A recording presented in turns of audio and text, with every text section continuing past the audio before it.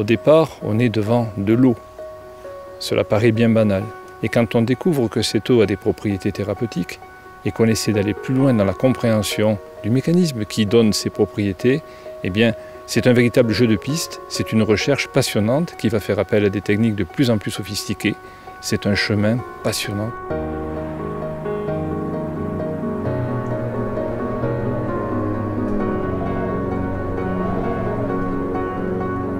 Avesnes, un pueblo tranquilo, ubicado en el corazón de las Cevenes, en el sur de Francia.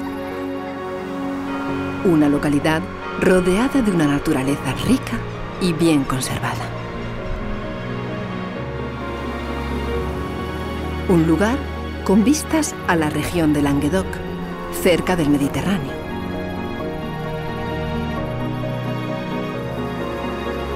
Donde la naturaleza está protegida. Nos encontramos en el corazón del Parque Natural de Haut-Languedoc. En un espacio donde fluye un manantial único, un manantial que cuida la piel. Un manantial mundialmente conocido por su gama de productos de cuidado. Un manantial que proporciona una respuesta a las necesidades de las pieles más sensibles.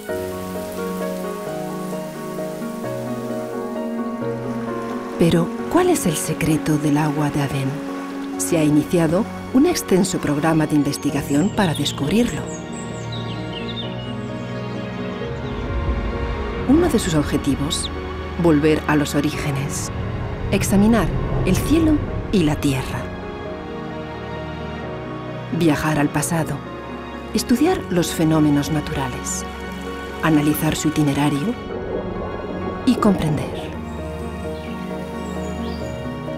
Hoy, al final de esta fantástica exploración, el agua de Avesnes nos revela por fin uno de sus misterios, el de su origen.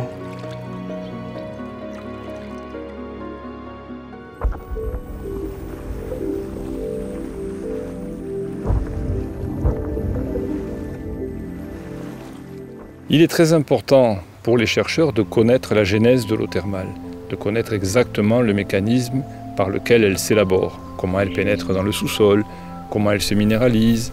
Et tous ces éléments, nous allons les intégrer à la fois pour une connaissance scientifique, mais aussi dans une démarche de protection, puisque le milieu naturel est un milieu qui peut être fragile, et nous devons veiller à ce que cette eau soit préservée au maximum.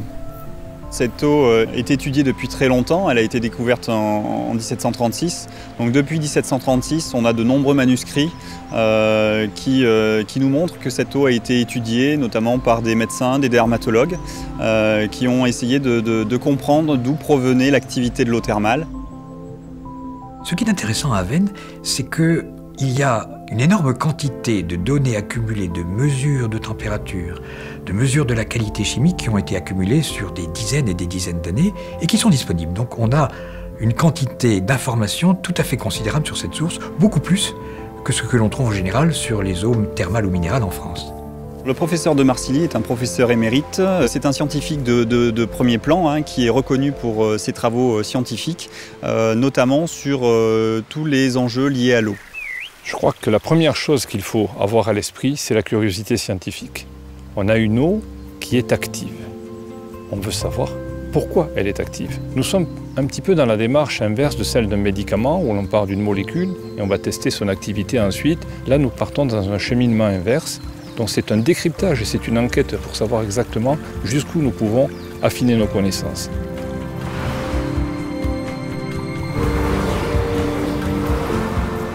À Avesnes, nous sommes en présence d'eau continentale, des eaux récentes qui viennent de l'évaporation de l'eau sur les mers, c'est-à-dire la mer Méditerranée principalement, et puis un petit peu aussi l'Atlantique, puisque suivant la direction des vents, il peut y avoir des pluies d'origine atlantique qui tombent sur les massifs rocheux autour d'Avesnes. Cette eau, quand elle s'évapore sur la mer, est une eau pratiquement pure. Mais quand elle retombe en pluie, elle se mélange avec des embruns, c'est-à-dire des toutes petites particules d'eau marine qui, elles, ne sont pas évaporées et qui contiennent donc des sels minéraux en principe, principalement du chlorure de sodium, de calcium, du magnésium, etc. Tous les éléments présents dans l'eau de mer. L'impluvium, c'est la zone géographique dans laquelle l'eau de pluie qui tombe et qui s'infiltre finit, après un trajet souterrain un peu compliqué, à aboutir à la source. Dans le cas d'Avesnes, cet impluvium a une surface que nous estimons entre 20 et 30 km², c'est quand même assez grand. C'est sur une zone assez montagneuse, recouverte de végétation, c'est une forêt naturelle. Et quand on s'intéresse à une source d'eau thermominérale, la première question qui vient à l'esprit, c'est est-ce que cette eau de pluie qui s'infiltre peut, au moment où elle arrive sur le sol, être contaminée ?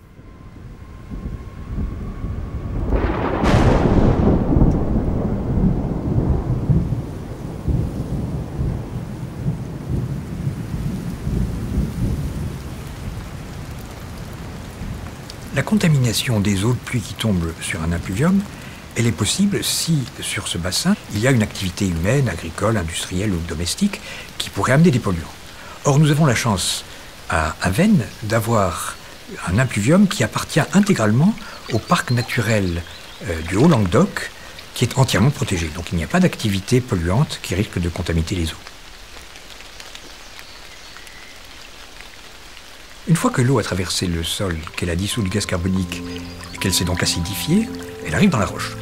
Dans le cas d'Avesnes, cette roche, c'est une dolomie, c'est-à-dire une roche calcaire riche en magnésium, qui est assez fissurée déjà, et d'ailleurs aussi un peu poreuse. L'eau a la capacité, parce qu'elle est acide, de réagir avec le calcaire et de dissoudre les carbonates et les minéraux associés. Dans cette roche, elle va trouver sa minéralité propre et également être en contact avec une microflore spécifique de cette roche. Nous allons retrouver une eau avec une double signature. La signature minérale, cela correspond à une composition constante en minéraux, et la signature biologique, qui est le fruit de cette microflore très spécifique de l'eau thermale d'Avesnes.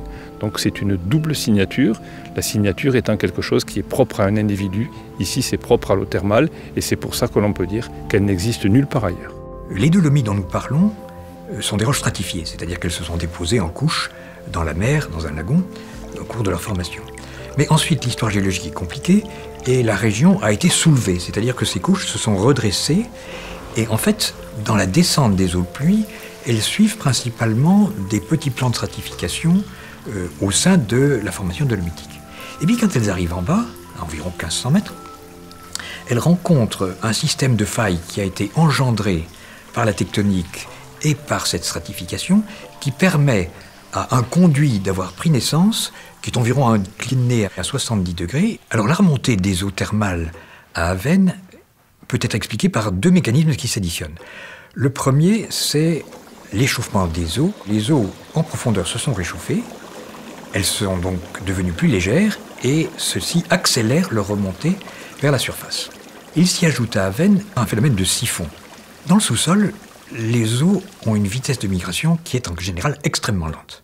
L'ordre de grandeur de vitesse de l'eau dans le sol, en profondeur, peut être inférieur au mètre par jour. Alors à Avesnes, c'est encore une énigme.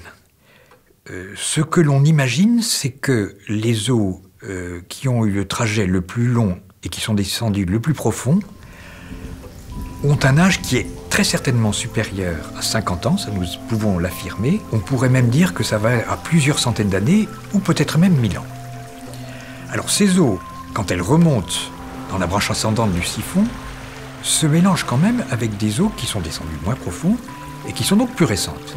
Donc à l'arrivée dans la source, on a un mélange de cette eau profonde et de cette eau plus superficielle, plus froide, puisqu'on a 27 degrés au griffon de la source, alors qu'en profondeur, l'eau était à 65 environ.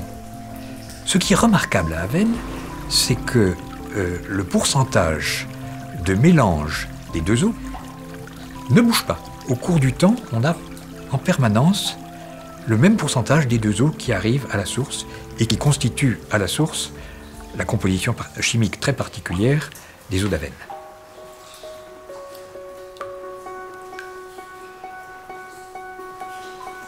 Aquí es donde, tras un largo recorrido subterráneo, acaba el viaje del agua de Avesnes.